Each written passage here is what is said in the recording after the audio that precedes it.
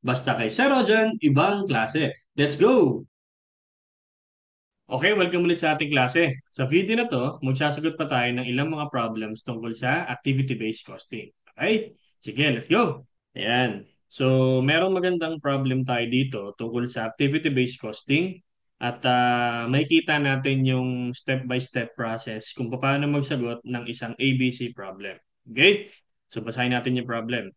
Anime company provides the following ABC costing information. So you have your activities, labor hours, gas, invoices. So yun yung mga activities. And then yung total cost for each activity, si labor hours, merong 400,000 pesos, gas, 42,000 pesos, invoices, 45,000 pesos, and yung total cost, 487,000 pesos. Ito yung overhead natin. Okay, ngayon, hiniwa-hiwalay na kung anong composition ng overhead. Ito daw tatlo. Yan. And then, sinabi na rin dito kung ilan yung activity cost drivers sa bawat activity. Si labor hours may 10,000 hours, si gas may 7,000 gallons, tsaka si invoices may 3,000 invoices. So, binigay na rin kung ilan yung cost drivers ng bawat activity. So, madali na to, no? Kapag ganyan yung problem ninyo, halos binigay na yung mga information na kailangan mo. Yung unang step ng allocation na ito na yon, hiniwa-hiwalay na yung overhead. Ang kasunod nyo nang gagawin, kunin nyo yung activity rates ng bawat isa. Di ba? So, kailangan kunin nyo yung activity rates palagi. So, divide mo yung 400,000 by 10,000.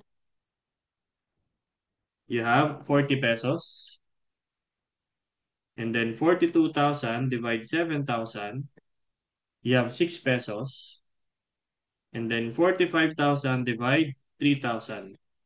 So, meron kang 15 pesos. So, gagamitin natin to para i-allocate itong 487,000. Okay? So, other information. The above activities used by the three departments are, so meron tayong tatlong departments, lawn, bush, at saka plowing.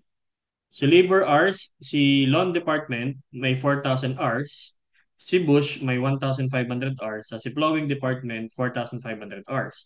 Ibig sabihin, ito yung activities na ginawa nila, no, or na ginamit nila in terms of labor hours.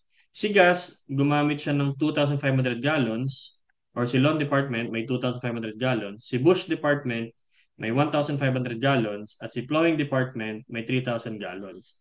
And in terms of invoices, si lawn department gumamit ng 1,800 invoices, si bush 600 invoices, tapos si plowing department 600 invoices. Okay? Yun yung kasunod na sa allocation natin, di ba? Pag nakuha mo ni activity rates, i-allocate na natin yung overhead dun sa mga iba't ibang cost object. In this case, ang cost object mo, hindi products, kundi mga departments. Si lawn, si bush, saka si plowing department. So question number 1, how much of the labor cost will be assigned to lawn department? Magkano daw ang labor cost na mapupunta kay lawn department? Kung si total cost ng labor hours, merong 400,000, magkano doon ang mapupunta kay lawn? So gamit yung activity rates mo, 40 pesos, tapos ilang oras yung nagamit ni lawn department, 4,000. So 4,000 equals 160,000. So ito yung sagot natin sa number 1. So 40 times 4 is 160,000. So ito na yung sagot sa number 1. Okay? Number 2, how much of the gas cost will be assigned to plowing department? So again, kunin mo yung activity rates. 6 pesos yung gas. Ilan ang nagamit ni plowing? 3,000 gallons. So times 3,000. So 6 times 3,000 is 18,000 pesos. And then how much of the invoice cost will be assigned to the bush department? O magkano activity rate ni invoice cost? 15 pesos. Tapos ang tinatanong ay si bush. Okay? Tingnan mo yung nakailang invoice siya. 600. Okay? So times 600. So 15 times 600 is 9,000 pesos. Okay? So very simple, ano? Kunin niyo yung activity rates, then multiply niyo yung activity rates sa bawat ginamit ng bawat cost object, at yun na yung kanyang cost assigned. Next, How much of the gas cost will be assigned to loan department? O kunin mo ulit yung gas, 6 pesos. Tapos ang tinatanong this time ay si loan. Ang ginamit ni loan ay 2,500 gallons. So times 2,500 gallons, 6 times 2, 5, 15,000 pesos. Okay? Magkano ngayon ang total cost assigned kay flowing department at magkano yung total cost assigned kay loan department? So, pag-iwa-hiwalay na lang natin siya, no? Ito yung kay loan, ito yung kay bush, at ito yung kay flowing department. So, meron tayong labor hours, meron tayong gas, at meron tayong invoices. Gamit yung mga activity rates nila. 40 pesos, 6 pesos, and 15 pesos. So, si Lon, 4,000 times 40, yan na nga yung sagot kanina, 160,000. Si Bush, 40 times 1,500, 60,000. Then si Blowing, 40 times 4,500, 180,000. So, ang total dapat niyan is 400,000 kasi yun yung total labor, cost ng labor hours. 160 plus 60 plus 180, 400,000. So, tama yung ating allocation. Dapat hindi tayo sosobra kukulang doon sa total cost. Si gas naman, 6 pesos, tapos 2,500 yung kay loan, meron kang 15,000. Si Bush, 6 times 1,500, 9,000. And si Plowing, or Plowing, basta yun yan, times 3,000. 3,000 times, tama, 3,000. 18,000. So, dapat ang total niyan is 42,000. 15 plus 9 plus 18.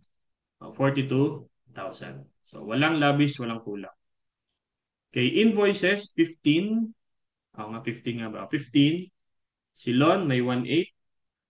That's 27,000. Okay, 15 times 600. 9,000. And then, 15 times 600 ulit, 9,000. So, total dapat yan, 45,000. 27 plus 9 plus 9, 45,000. Okay? So, walang labis, walang kulang. Dapat ganyan lang, sakto. Mahirap pagsagad at kulang. May masasaktan. Yan. Yung total na. Total cost natin. 160 plus 15 plus 27. Kay loan department ay mayroong 202,000. Ito yung sagot natin sa number 6. 202,000. Si Bush Department, 60 plus 9 plus 9, 78,000. Wala din naman tinatanong yan. Si Plowing Department, 180 plus 18 plus 9 is 207,000 pesos. So ito yung sagot sa number 5. Ngayon, pag tinotal mo itong tatlo, dapat yan ay 487,000. 202, 78, 207. So that is 487,000.